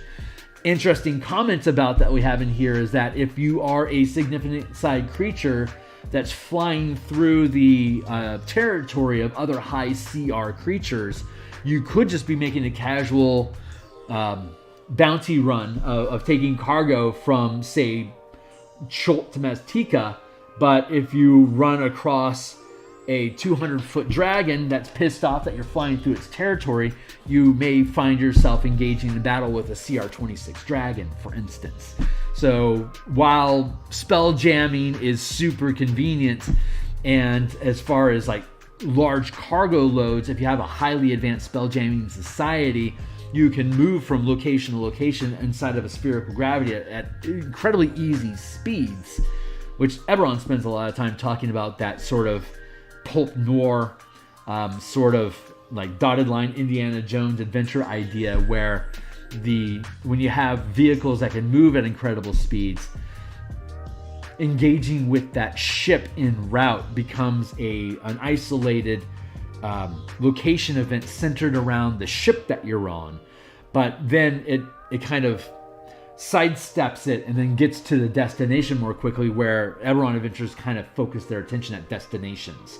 It's a very location themed campaign setting, so the ship becomes its own location. You can engage with different things, but using the system, you can create territories inside, like between nations or across oceans or in the space between a planet and the moon. These are different regions, like different location regions, where you can have different sort of hex crawl adventure opportunities to encounter things as they populate on your orrery system, like a radar. An object is approaching. What is that thing? Do we want to engage with it? Do we want to try to avoid it? So you can create random encounters that way. But as you go into these different territories, if your ship is large enough, it becomes a threat to different large-scale predators that are commanding these different zones. So that's different stuff that you have to that you get to think about, and we talk about it here. So that's a fun bit. Let's see. Gravity fields. Here's that. And we look at ship hazards here. And we look at fouled air and fires. Check. Fouled air, fire, spreading fires, putting out fires. I don't need to spell out each one of these things. Infestations. We'll take Astral Doubt and we'll push it down there. So we have infestations, which again corrode the lifestyle aboard your ship so that it decreases morale as you lose. Anytime you lose a degree of quality in your lifestyle, it can trigger a morale check in a mutiny. If you hired a crew on and they're expecting you to maintain a wealthy lifestyle aboard your ship as terms of contract with them, if the quality of your ship declines below that wealthy lifestyle down to, like, say, even just comfortable or modest may be enough to trigger a mutiny from your crew. It's like, this isn't what we agreed to. You either need to pay us cash and sweeten the pot, or get us out of here, or do something to improve the quality of the ship. Otherwise, we are going to operate more and more inefficiently as a siege weapon crew, to the point where you're not paying for the quality anymore because you're not holding up your end of the deal. So you're not getting the level of quality that you're supposed to earn from them. If you're a 15th level character and you're paying 3 gold a month to a warrior to carry a shield into hell with you, if they're a 15th level sidekick and you're only paying them 3 gold a month to do this and not even a share of the treasure, they are not going to be acting like a 15th level sidekick for you. They're going to be acting more like a 2nd level sidekick, or even just a generic soldier or veteran even. It's going to depend on how much you're willing to invest into your hirelings to perform at higher ranks of ability for you, which again is dependent on the lifestyle. And infestations is a direct threat to the lifestyle because it can eat your food, it can corrode your air supply, it can just make things feel gritty and dirty, so you're always feeling just gross all the time. And then you have the morale and mutiny problems. So you have infestation, morale and mutiny. And then beyond that, you have different type of wild storms that your ship can encounter, either in wild space or in the astral plane. And so in the astral sea, you also have astral doubt, which we talked about a little bit earlier on. Then we get into creatures in wild space. So let's go with creatures in wild space. Unusual natures. Then there's all the things that go into it. And then we should have list of creatures here. That would be list of creatures. And then we list all the creatures that are in Boo's Astral Menagerie, which we have modified.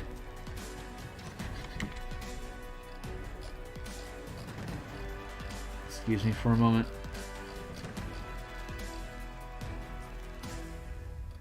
Bum, bum, bum, bum, bum, bum, boom, Boo's.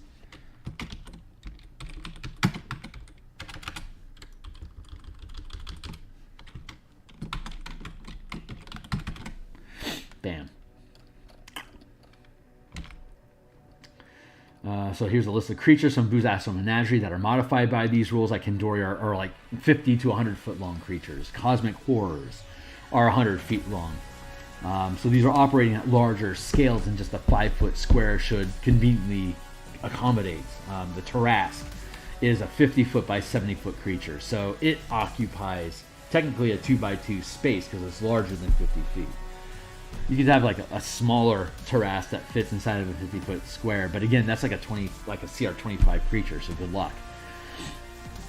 Lunar Dragons, they can move at incredible speeds, even though they're not massive themselves. We'll get into an expansion book where we take all the second edition creatures, like the like the Living Dream. That's like a 20-mile sized air whale that has its own atmosphere and worshiping creatures that live on it. That's a fun thing for us to build out as a supplement once we build this thing out. This is just going with the core content, modifying stuff that's in the Spelljammer Adventures in Space box set that Wizards released in August. That's primarily what this book is doing, is taking all the stuff in those 192 page box set and fleshing out with another 110 pages of content all the mechanical shit that goes along with those concepts that they didn't have the bandwidth to put into the books. So that's what we're providing here, all that supplemental information to make 5e Spelljammer make sense with its own internal logic that we can back up mechanically with different rules that are either already in the player's handbook or are optional rules that exist inside of DMG. All that shit that we have going on inside of here is stuff that exists inside of the core rule books that everyone that plays D&D already has access to, either through the SRD with the Creative Commons and the 5.1 SRD, or if you actually purchase the books, or if you're using them in D&D Beyond. All this crap, the SRD doesn't have like all the optional rules that they put in the DMG, but the core mechanics of 5e works with all this stuff. And some of the things that we're doing to approach, like to create a difference in language between, like, say, siege weapons and normal combat, we're implementing some of the rules that are in the DMG. We're just reimagining how you use those optional rules to be able to create the ludonarrative of siege combat on ships at incredible speeds. So, like, the chase scenes and all that stuff, it all works.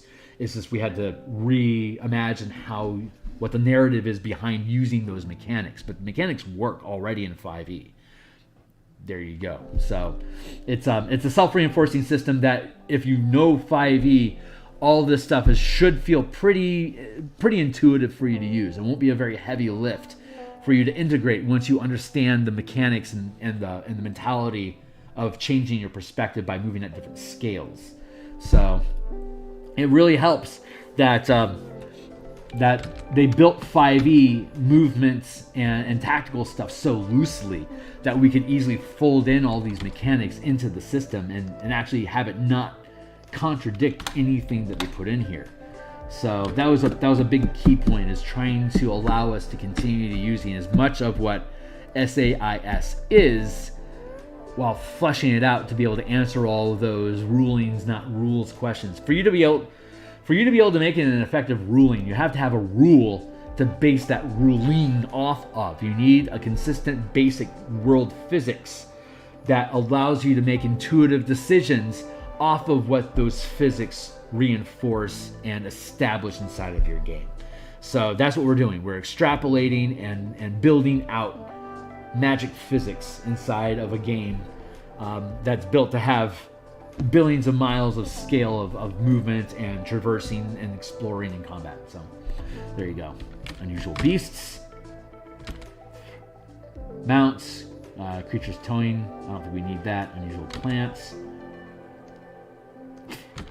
Let's go with creatures, mounts. Unusual beasts. Let's go with mounts. Let's use English. Mounts. Thank you. The problem with having unintelligent creatures traveling through the astral sea and how their will to go find food, where they're familiar with it, is in direct contradiction to where you're trying to get to on the other side of the astral sea. Like, if you take a Pegasus out into space and then you take it into the astral sea, it's like, where's my carrot? The only carrots I know of are back on Toril. So all it's thinking about is, I want carrots on Toril. So this animal, it doesn't have much willpower over you, but you have to fight it constantly. And the more intelligent the creature is, and the less its goals align with where you're trying to get into the astral sea, the more doubt it imposes into your movement between one destination and another. So that's an interesting aspect about moving through the astral sea. And as groups on the same vessel, if there's confliction between where people aboard that vessel want to go, you're creating these sort of destination contests that you have to establish a pecking order of who actually has command of where the ship is going to end up at the end of the next die roll, D8 days. So that's the idea there. Unusual plants, unusual beasts, mounts. We can skip astral travel as a specific standout subject, but unusual plants. And then we have Appendix 1, the random system generator. And then we have Appendix 2, playtest content for converting Light of Xeraxis. So we will... It is 11 o'clock, so that is the end of my day. I could be getting a call from my gal at any time for luncheon plans. So what I will do right now is I'm going to take this page, specifically this list here. I'm going to go into the layouts, and we're going to go with columns, and we're going to see what happens if we build this out into 3 columns. So here's our cover page. Perfect. Here's our table of contents. It fits on 1, 2, 3 here easily. So what I can do is I can grab table of contents here like that. I can do table of contents like that. Reduce this to here. Have credits at the bottom of the page. And then have an introduction as a separate page, and then dive into it. Maybe cover page, table of contents, credits.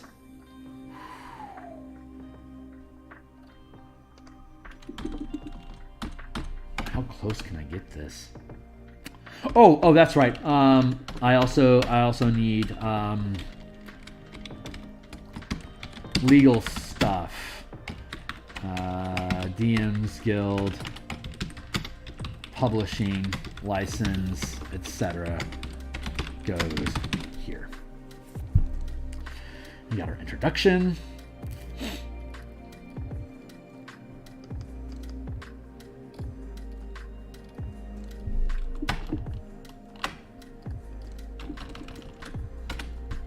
Like I can leave, so I can have. And then we'll do this one last thing, and then we will end our session for today. So what we're going to do is go to Insert, Shapes. Again, this is just generic Word. So we're going to build a shape.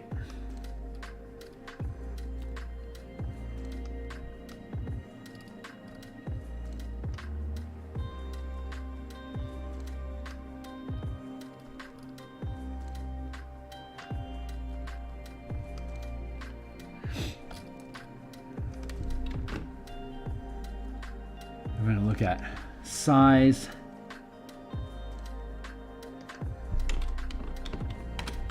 .5 by 11.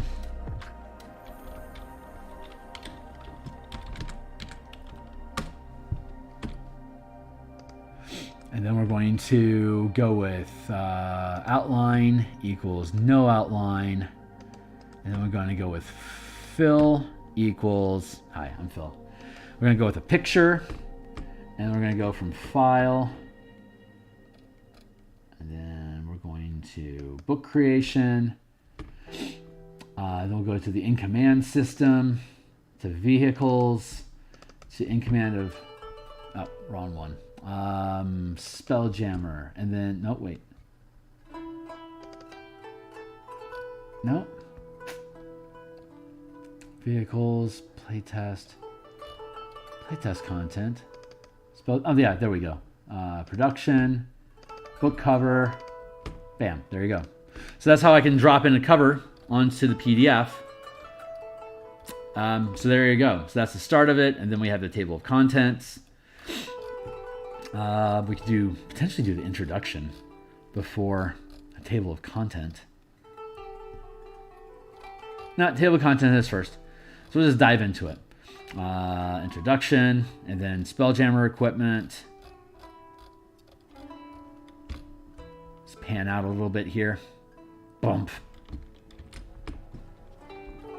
So what we'll do is we'll build this same way that we created this full page. This used to be how I would drop in one of these boxes, text boxes, and then fill it with the illustration of whatever background image we created. But there's been advancements in the watercolor mechanics that Microsoft Word offers for us. So now I can create a background, and I can designate it as the watermark underneath the text of the picture, so that I'll be able to have like a star field or like some astral clouds or stuff like that as just a generic background on all the pages. And when I want to make a change to it, like I can make a footer row, so I can go in here into inserts, and then no thank you, inserts and shapes, and then we can grab another shape like this, and we can create a footer box here at the bottom where we can put filigree that we can then have stuff on the left hand side for the odd pages, and then flip the bottom foot filigree so that the page number and all the framing around the page number and the filigree is here on the right hand side. So, and then at the top of the page we can build a similar object to this that we could then take, say, we could take table of contents, right? And then we can right click this, and we can go with add text. And now we can put that there, and we can make this centered. And using that, we can take this to the top of the page and ignore any of the column decisions that we make, like that. So I could theoretically take this and make this like that, and I can make this as big as I want it to be, but as a separate railing at the top of the page.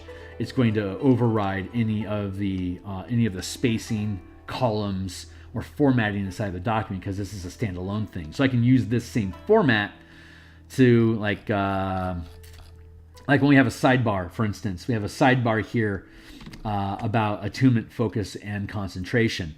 When we cut this out of the document and make it a sidebar, we can put it inside of a box like this with a separate background, and then we can even make a separate background image that we put inside of the box to frame around the text. And we'll go through all that process of building those things as we go through the document and continue building the page layout. So that's the quick gist of where we're at with the project right now. So far so good. So what, we're going to want to take time, maybe on stream or not. We're going to go through here and look at how many tiers of subtext hierarchy we have, like we were looking at before. We've got the 6 degrees of hierarchy, with the 25 being chapter headers, and then the section headers, and then subsection headers, and then topic headers inside of subsections, and then subtopic section headers, and then inline and normal text font size. So, and we have potential need for more, but we may only need, we'll either need 5 or 6. I don't remember which. I wanted to traipse through here again and look how far down the subheaders go in hierarchy, so we know what degree that we need. And once we know what the degrees are, we'll be able to see, do we want to do something as trite as 25, 21, 17, 15, 13, 11? Or we know that 25 is the largest size font that can sit inside of the 1/2 inch borders that we have. However, if we're doing breakout boxes like we had here, we aren't specifically limited to 25 font. We could take this up to potentially 30 even. So we can go to even 40 sits there. We don't necessarily have to worry about the borders, though we generally want to stay within a 1/2 inch, because I don't know why anyone would want to print this. It's a monster. But if they did, then they could, I guess. So that also means we can get rid of all the bells and whistles and just have like a raw text document that people could print out for a lo-fi print version if they wanted to, that we can include in the zip document. But these are the decisions that we will end up having to make over the course of the product. And when we get to the end of it, we'll end up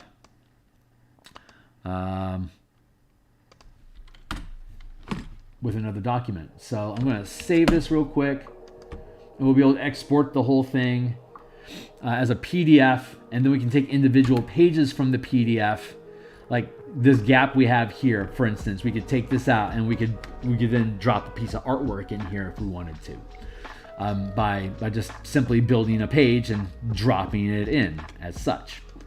So, but let's look at another piece of work that we had done. Hold on real quick. Let's open, browse, let's go to book creation. Let's go down to let's go to Pacts and Patrons of Ravnica, because I like the coloring that we have on that one. So we can open up this Word document. You can see we have the same framing system that we used on this one. See, it's just a square, and then we have all these backgrounds that we built, and here's the font color that we used. So we can duplicate this font color. And then we have a darker color for the section titles, and you can see the filigree that we have down here in the corner. Like here's one instance of it, and then you can see here's the reverse of it here, and then like we have all these spot illustrations, and here's the spacing that we have throughout the book. So, and you can see like there's a very faded corrugated step in this. It's technically a chart, but it's faded out. Let's go down to the consistent patterning, and we have these tear out imagery here that we do with the books. And you scale this one out. This is a fun book to build, and I like the color coding that's in this book. So we'll be able to do something. I don't know what kind of artwork we're going to put in the Spelljammer book that we're currently building, but this is the kind of stuff that we're capable of doing. So you got like white space down. Like you don't want to cram every single inch of a book full of illustration. There's no space for the eye to rest. This is already pretty intense, so we want to have back off space where the eye can rest occasionally at the bottom of the page before moving on to the next page, for instance. So like when I have when I have this small amount of gap here, I'll often just leave those blank. So anyway, this is where we're probably going to use Pacts and Patrons here as our model for the text color and fonts. But yeah, this is the kind of stuff that you can that you'll expect to see. I'll probably update. I'll update the description down below to include Pacts and Patrons. I don't think it's already included. Hold on, let me look real quick. Let's see what we got in the description here. Show more. Theurgy, 5 colors. Yeah, I'll just need to add the Pacts and Patrons to this. But okay, so it's past 11. I should be getting a phone call here. But I'm going to go ahead and cut for today, since this is like our first blush look at how we're going to do layouts and the stuff that goes on with it. Again, the book will be 100% preview when it publishes on the DMsGuild. So this is the pretty much like 99% final text. I may need to make revisions as we go through here, but all this stuff will get hyperlinked. Throughout the book, we'll have self-referencing hyperlinks so you can hop around inside the document. We may create a navigation rail on the bottom here to be able to click back to the table of contents and back and forth to different sections. We'll be able to self-reference different sections, like go to this section for more information about piloting mechanics and stuff like that. So we'll be able to hyperlink throughout the whole document. But yeah, this is how it starts. It's always small in the beginning. That was nothing. It's green flames, man. Nothing but green flames. So I will see you guys. I will be back on Monday morning. It's President's Day. I have the day off. So I'll do a couple, maybe 3 hours in the morning from like 6 till 9. I'll do Eberron underground laboratory map art, and then from like 12:30 till like maybe 2 or 3, we'll do martial powers, putting power kits onto creatures to increase their threat to your characters. We may have some time to do some power magic items, and then we'll step off screen for a while, do some honeydews, and then we'll come back at 7 o'clock like we usually do, and then do like 2 hours worth of Spelljammer stuff, whether it's going to be ship token art, creature token art, asteroid maps, diagrams, or just more layouts. We got a couple different things we have stacked up on our plate for the Spelljammer stuff, but at this point, text isn't what's slowing us down. It's visual production, which is me. I'm doing the visual production on this. So if this stuff is interesting to you guys, you can check this thing out. Like and subscribe, hit the bell so you can keep track of all these different design things that we're doing. You're welcome to follow me on Twitter at Phil Kearney. If you know where I hang out on Discord, you're welcome to drop me a line and say, hey there. Definitely check out my work on the DMsGuild. Anything that I publish is always 100% preview. You can always read things cover to cover so that you know if it's something that you find useful, and if you do think it's interesting, if you ever find yourself going back to the document again for reference for any reason, it's a good indication that you should probably buy it because it's valuable to you because you're looking at it a second time. And making that purchase is an investment into me dumping more artwork and more work like this, because after we finish this book, we're going to do the same stuff for armies and kingdoms, and then we're going to convert the Dragonlance book like we did here with Light of Xeraxis. Here, we'll pan out here for the full book real quick. Here's our 110 pages worth of document, and you can see here at the tail end of it, well, maybe it's not obvious for you to see, but here at the tail end, we have about 30 pages of converting Light of Xeraxis into using these Spelljammer combat and exploration systems. Like each of the combats that's listed in Light of Xeraxis, we've broken down and spelled out the different actions of different roles that creatures on the different ships will take while they're fighting with or against you, the squadrons that you can use to attack at different points of the adventure, scaling at the 50 and 500 foot scale depending on what the challenge is, on what it is that you're facing and what your ship is, what your team is equipped with. All these details throughout the Light of Xeraxis as a proof of concept that you can use these mechanics and they have practical application, and that if you do use these, the type of combat and encounters and exploration that you have throughout Light of Xeraxis will arguably be better. It takes you as far into tactical combat on maps as you want, or it washes it as narratively as theater of the mind as you want. I also recommend blending the three, tabletop and person. For one scale of map, like the 500-foot scale ship combat map, works really well at 500-foot scale. 5-foot scale deck-to-deck ship combat as creatures, considering some of these ships are 250 feet long, and so that's 50 squares, which is a 6-foot map. If you're talking about a hammerhead ship, that's a little ridiculous to put on your kitchen table. So that's a good example of, at the 5-foot scale, maybe you want to use Roll20 as a virtual tabletop. And then you have the 50-foot scale between those 500-foot like large scale combat, long range combat, and the 5-foot up close stab you with a knife combat. The 50-foot scale is that transition area where ships are dogfighting with each other, smaller craft, and huge creatures, like massive creatures, that are capable of threatening entire ships. That can be either theater of the mind, or you can drop that onto your tabletop because it's only a 10 by 20 grid that you normally are operating with, which is only 2 feet of map space on your kitchen table.